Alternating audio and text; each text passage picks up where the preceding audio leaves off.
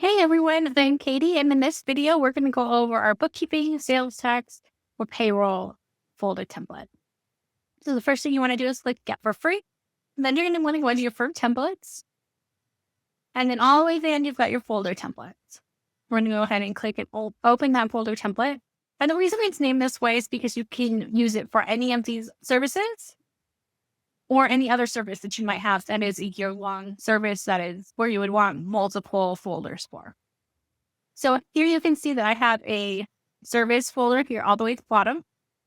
You would change the name of this folder to whatever service you want it to be, and then change the name of this template to whatever you want it to be. You can then re-download the template and do this again for any services that you want.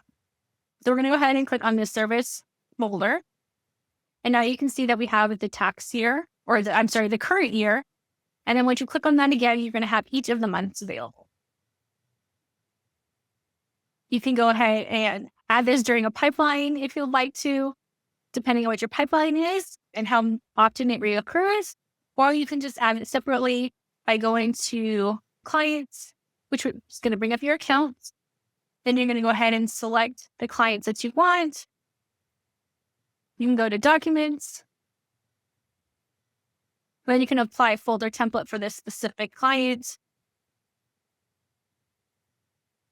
Apply. Give it a moment to update itself. We're going to go ahead and reload it. And here you can see we now have that service template.